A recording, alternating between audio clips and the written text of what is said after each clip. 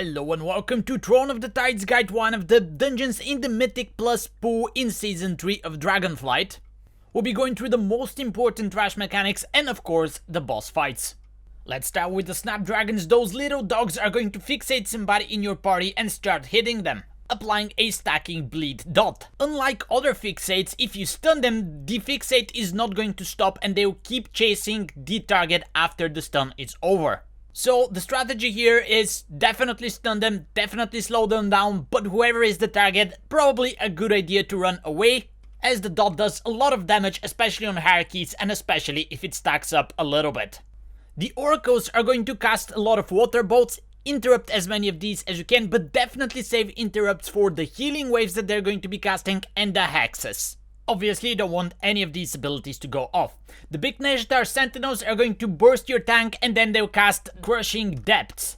The target of that gets huge healing absorb shield, which also does sticking damage. So healers, be alert and be prepared.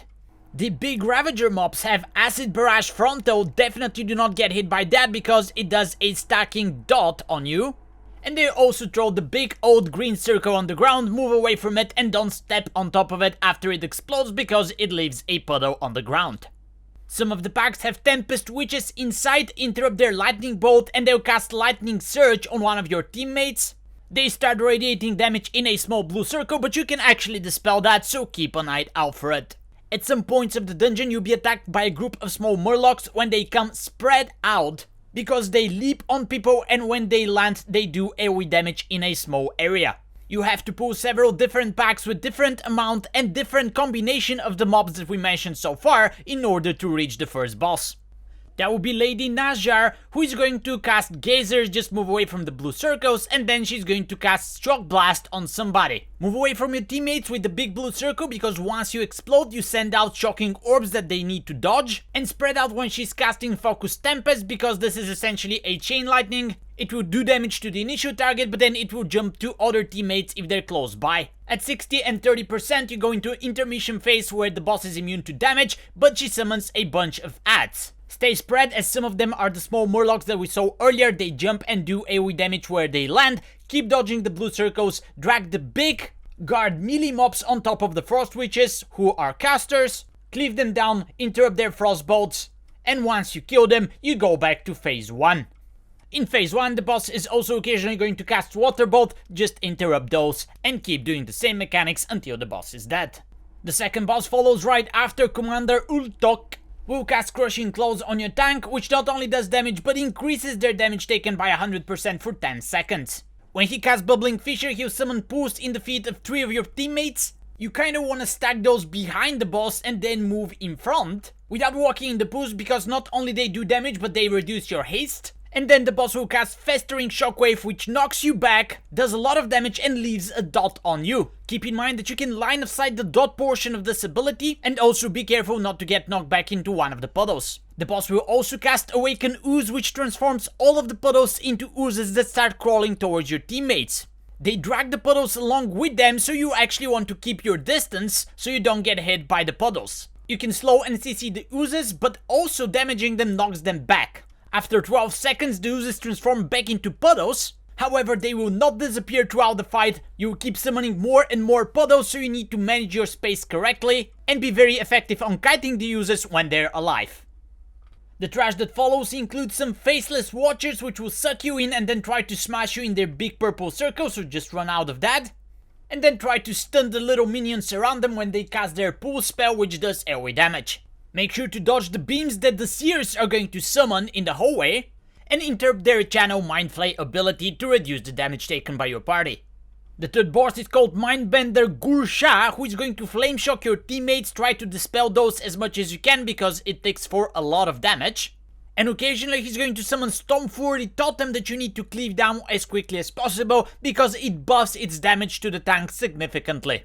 To keep everybody else entertained, the boss is also going to cast Earth Fury, just brown circles that pop on the ground, stutter step them to the side and don't get hit. And all of that continues until the boss hits 25% when phase 2 starts. During phase 2 the boss is going to cast Terrifying Visage. Make sure to line of sight this behind one of the pillars because even if it doesn't one shot you, it's going to fear you for 6 seconds if you get hit. And the boss also gets a Mind Rot ticking aura damage that hits everybody in your party, so make sure your healer saves a cooldown for that end phase. The trash before the last boss starts with some hunters which throw spears at their targets. They apply a poison dot that stacks, so having a poison dispel is actually quite good for them. And they're surrounded by some aqua mages which are going to cast Aqua Blast, just make sure to interrupt that. What follows is a gauntlet full of small unstable corruption mobs which upon that explode, do a little bit of damage and apply a stacking debuff disease on the players in your party which increases shadow damage taken. It's almost impossible to outrange this because the range is 60 yards, and as you can imagine the big sentry mobs are going to cast Swell, which is big AoE shadow damage which will just hit everybody in your party, and if you have way too many stacks from the little mob's stats, it could potentially become unhealable. So be very careful how you manage your stacks, and be aware that at the end of this hallway you have to fight 2 of the big sentry mobs at the same time. If you survive that, you're at the last boss, Ozumat. He's going to cast Blotting Barrage which targets 3 players with purple circles around them. They explode dealing damage and leave an ink puddle on the ground. You want to keep those puddles as close as possible away from melee, and occasionally players will be targeted by Cleansing Flux, which is those blue beams that allow you to run on top of the black ink puddles and remove them from the map.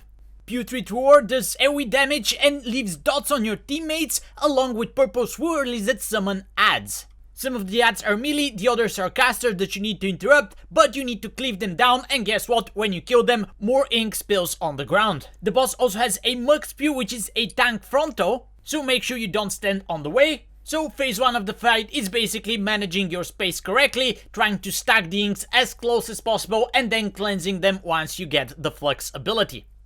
Once you DPS the boss down, phase 2 starts, you receive a buff and you become big and powerful. At that point the boss is summoned next to the wall, you have to DPS him down as quickly as possible because he's doing ticking damage to everybody in your party. This phase however is relatively short. You also get help from one of the NPCs in the dungeon, and if you basically manage to get everybody here alive, you should have no problem completing the fight. So that's about it for Throne of the Tides. If you want to find more guides for the rest of the Mythic Plus dungeons in Season 3, check out my YouTube channel. Thanks for watching, I'll see you in the next video, and until then, take care, and whatever you are, be there.